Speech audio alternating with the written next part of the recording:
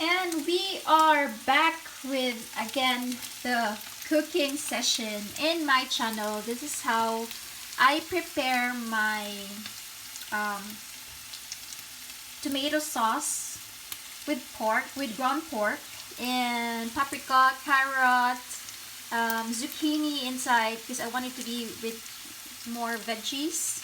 So I add it just like this. I only need to add this natural sweetener for me is to add sugar. That's my natural sweetener for my sauce. That's enough. And now I'm using this kind of tomato sauce. Now I'm preparing already the hot water for my spaghetti. So this is the brand I'm using. It's an Italian brand. And yeah, we added tomato sauce, of course. Just like that. That's how we add the tomato sauce. Actually, I wanted to add tomato paste, but we don't have at the moment. So without tomato paste today. And we wait until it simmers for 5 minutes and we are ready. And ito na yung nagawa natin. Spaghetti full with veggies. And top is the Gouda cheese, shredded Gouda cheese. And we have here parsley from my garden to garnish it. And this is the melted one. The melted Gouda cheese looks like. So perfect for kids who doesn't like to eat with vegetables. Yeah, our first ever ripe strawberries.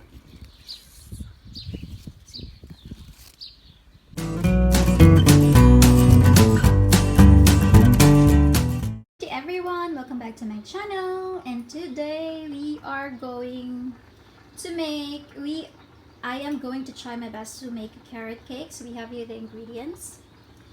And the dry ingredients, we have the carrot, we have the orange juice, we have here, by the way, our lunch, and this is our pasta, and this is our tomato sauce. And now we are gonna bake this one, and we have here our delicious mozzarella. So we place mozzarella on top. And yeah, these are my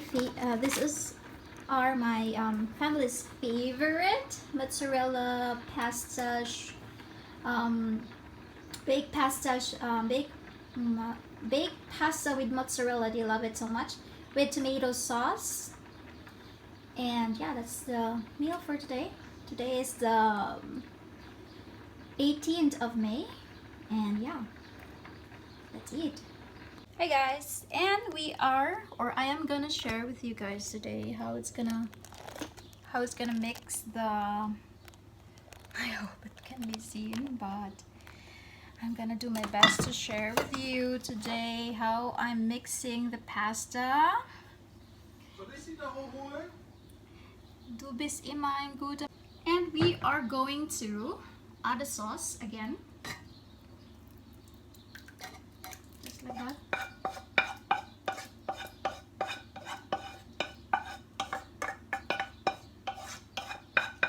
And then you go abroad. And then we do it fast because we have to pick up. Oh no! Lasang ano na to? Tomato sauce yung cake ko mamaya. No way! This is actually my huwag kang maglasang tomato sauce, my dear. So we are gonna spread it,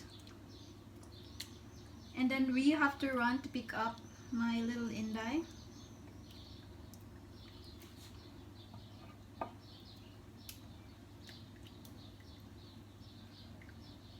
Ganyan lang siya, mga besh, mga guys.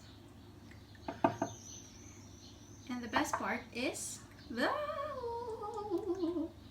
delicious mozzarella. Ganyan lang siya.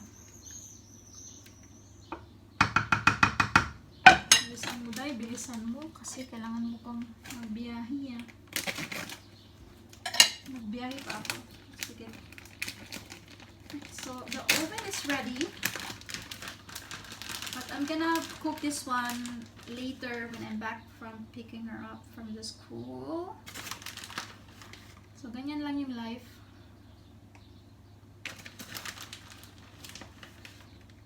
Ganyan lang siya.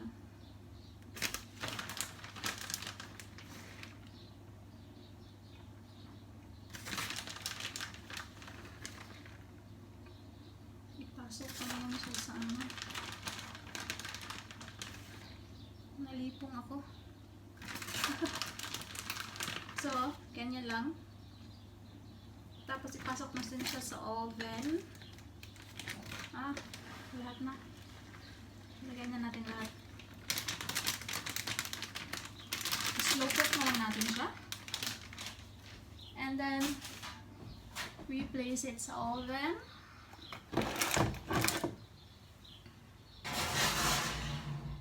I hope it is. Kasi dahil, pilingan mo dahil. And there you go.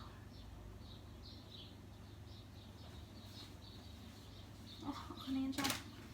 So let's go pick up my little munchkins. And we have tonight a very delicious dim sum recipe. Actually, I forgot to make a video on how to make this one, but it's the usual, it's a normal shomai. So this is the raw finished product, and then this is the wrap I'm reusing, the wonton taish. And then we have here, we turn off the light first, we have here the shomai. We need 20 minutes more for this. This is the first batch. And yeah, I'm so happy. First time to make it at home and looks promising. Again, this is the finished product that that I recently done. I'm so proud. I made around, I think it's 80 or 60. Not 100%. No, it's just, I think it's just 50 or 60 pieces. And it's brewing now and it's almost done. Look at it. Yumsa. Yeah, chef is in the house, yo. Let's go. Quarantine life. Yo. Father's Day grill time. Yeah, for Lux, we have grilled cheese. Actually, when I taste it, grilled cheese. And then we have Lux here, and then we have the steak. Have a great Father's Day, everyone. Nandito na ako sa repair shop para i-repair yung aking sasakyan. Yes, good morning everyone, good day everyone, welcome back to my channel. And I'm now waiting here. I have a few minutes, just have to clean up a little bit of the mess in my car, and then I am now gonna left my car here. Iiwan ko na po yung aking sasakyan dito para ma-repair siya kasi matagal na siyang nagbi-blink na may repair, dapat may repair siya. Tapos mag-change kami ng ligid or ng tires today. So from winter tires, I have to change it to summer tires kasi mainit na dito. And yeah, let's go. So, nandito na tayo sa Aldi. And this is the supermarket. That's the supermarket here. So 2 meters away from each other. And there's a signage. Na siya. Na-repair na siya. Ito na siya. Na-repair na.